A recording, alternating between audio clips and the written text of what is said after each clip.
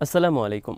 পূর্ব ঘোষণা ছাড়াই চীন হাজির করল ৩ অত্যাধুনিক সমরাস্ত্র। চিন্তিত ভারত ও যুক্তরাষ্ট্র। বিমান দুর্ঘটনায় দায় স্বীকারের জন্য রাশিয়ার প্রতি আহ্বান আজারবাইজান প্রেসিডেন্টের। রাখাইনে যুদ্ধ বন্ধের আহ্বানে গ্রেপ্তারকৃত এক জান্তা জেনারেল।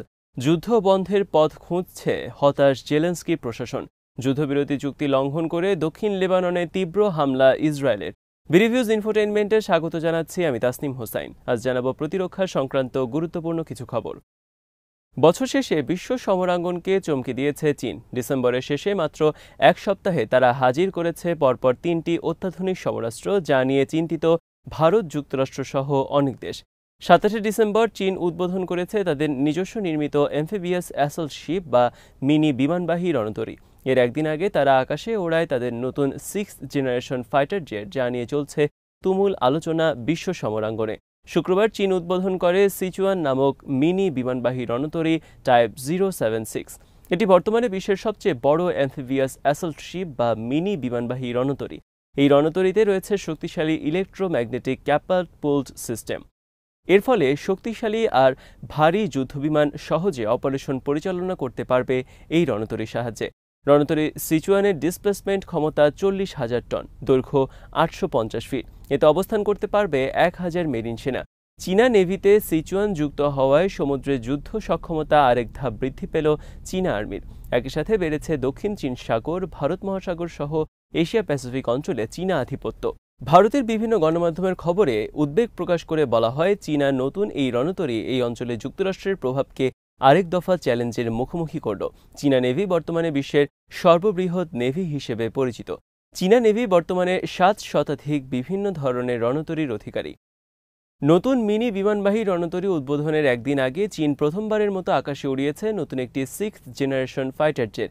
এটি দেখতে অনেকটা যুক্তরাষ্ট্রের B-2 স্পিরিট বোমারু বিমানের মতো। তবে চীনা নতুন এই বিমান সম্পর্কে কোনো তথ্য প্রকাশ করেনি চীন। কেবল প্রকাশ্যে এসেছে কয়েক সেকেন্ডের একটি ভিডিও ফুটেজ। তা নিয়ে চলছে বিমানের শক্তি সম্পর্কে নানা ধরনের বিশ্লেষণ। একই সাথে চীন আকাশে উড়িয়েছে তাদের নিজস্ব নির্মিত একটি early warning and control system বিমান।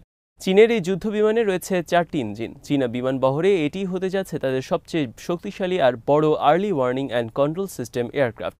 চীনা আধুনিক এই রাডার সিস্টেম বিমান গোয়েন্দা কার্যক্রম, পরিদর্শন, সামরিক পরিবহন সহ গুরুত্বপূর্ণ ভূমিকা পালন করতে যাচ্ছে চীনা বিমান বাহিনীতে।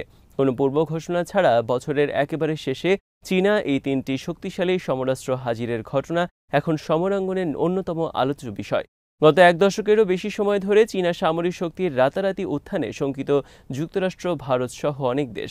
মাত্র এক দশক আগে ২০১৫ সালেও চীন ছিল বিশ্বের শীর্ষ সমরাস্ত্র আমদানিকারক দেশ, কিন্তু এক দশকের ব্যবধানে দেশটি এখন বিশ্বের দ্বিতীয় সমরাস্ত্র উৎপাদনকারী দেশ।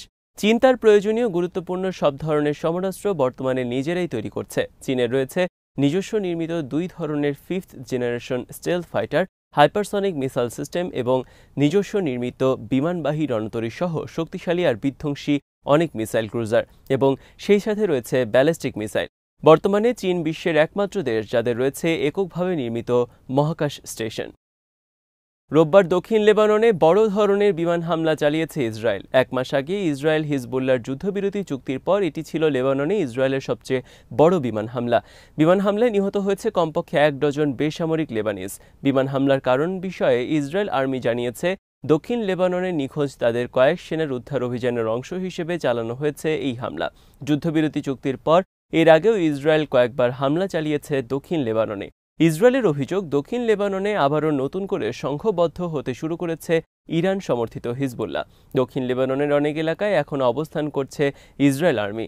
ইসরায়েল আর্মি দাবি করেছে, উত্তর ইসরায়েলকে হিজবুল্লাহর হামলা থেকে স্থায়ীভাবে নিরাপদ না করা পর্যন্ত তারা হিজবুল্লাহর বিরুদ্ধে যুদ্ধ বন্ধ করবে না। অপরদিকে ইসরায়েল নির্বিচারে হামলা অব্যাহত রেখেছে গাজার বিভিন্ন এলাকায়। রোববার তারা হামলা চালিয়েছে গাজার আরও 2টি হাসপাতালে এবং নুসেইরাত উদ্বাস্তু শিবিরে। এসব হামলায় নিহত হয়েছে কমপক্ষে 30 ফিলিস্তিনি। রোববার ইসরায়েল আর্মি অভিযান চালিয়েছে পশ্চিম তীরের জেনিরে। এ সময় ইসরায়েল আর্মির সাথে সংঘর্ষে জড়িয়ে পড়ে প্রতিবাদী ফিলিস্তিনিরা। অভিযানের সময় গ্রেপ্তার করা হয়েছে অনেক ফিলিস্তিনি যুবক। আরাকান আর্মির হাতে গ্রেপ্তারকৃত মিয়ানমারের একজন ব্রিগেডিয়ার জেনারেল মিয়ানমার আর্মির প্রতি আহ্বান জানিয়েছেন রাখাইনে যুদ্ধ বন্ধের। এক ভিডিও বার্তায় রাখাইনে যুদ্ধরত সব মিয়ানমার সেনাদেরও তিনি দ্রুত আত্মসমর্পণের আহ্বান জানান। গ্রেপ্তারকৃত জেনারেল কি থান বলেন, প্রয়োজনীয় অস্ত্র আর লজিস্টিক্স সাপোর্টের অভাবে তিনি তার অনেক সেনাসহ গ্রেপ্তার হয়েছেন আরাকান আর্মির হাতে। মিয়ানমার আর্মি তাদেরকে যুদ্ধের জন্য উপযুক্ত অস্ত্র না দিয়ে মৃত্যুর মুখে ঠেলে দিয়েছে। ডিসেম্বর মাসে রাখাইনে আরাকান আর্মি দখল করে মংরু সহ মিয়ানমার আর্মির গুরুত্বপূর্ণ ওয়েস্টার্ন কমান্ড সদর দপ্তর। রাখাইন বা আরাকান রাজ্যের ১৭টি জেলার মধ্যে বর্তমানে ১৪টি জেলা বিদ্রোহী আরাকান আর্মির দখলে। মিয়ানমার জান্তা আরাকানের রাজধানী সিতুই রক্ষায় গোটা অঞ্চল থেকে বিচ্ছিন্ন করে রেখেছে শহরটি।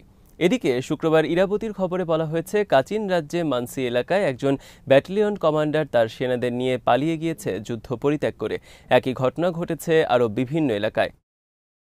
আজারবাইজানের প্রেসিডেন্ট ইলহাম আলিয়েভ রাশিয়ার প্রতি আহ্বান জানিয়েছেন ২৫শে ডিসেম্বর বিমান দুর্ঘটনায় তাদের জড়িত থাকার কথা স্বীকার করার। রোববার ইলহাম আলিয়েভ বলেন, এতে কোনো সন্দেহ নেই যে রাশিয়ার মিসাইলের আঘাতে বিধ্বস্ত হয়েছে তাদের বিমান। তবে আমরা বিশ্বাস করি রাশিয়া এটি ইচ্ছা করে করেনি, কিন্তু আমরা চাই রাশিয়া এটি স্বীকার করুক। রাশিয়ার প্রেসিডেন্ট ভ্লাদিমির পুতিন শনিবার তার অফিসের এক বিবৃতির মাধ্যমে আজারবাইজানের কাছে ক্ষমা চান বিমান দুর্ঘটনার জন্য। বিবৃতিতে স্বীকার করা হয়েছে, দুর্ঘটনার সময় সেখানে সক্রিয় ছিল তাদের এয়ার ডিফেন্স মিসাইল সিস্টেম ইউক্রেনের ড্রোন হামলা প্রতিহত করার জন্য।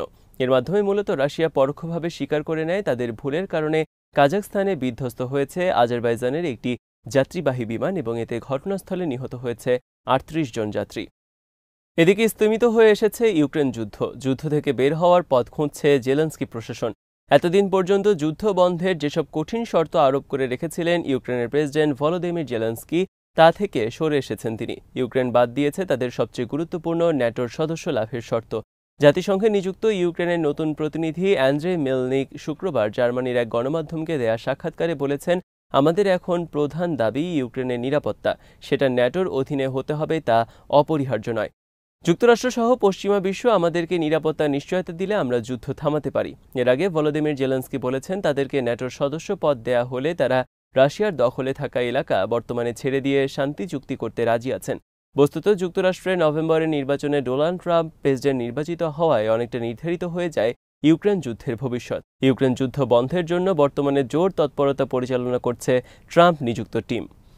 আজ এখানেই শেষ করছি। সমরাষ্ট্র, প্রতিরক্ষা এবং কূটনীতির নানা তথ্য জানতে চোখ রাখুন বিডিভিউজ ইনফোটেনমেন্টে। চ্যানেলটি ভালো লাগলে সাবস্ক্রাইব করুন, সংযুক্ত থাকুন আমাদের ফেসবুক পেজে। আল্লাহ হাফেজ।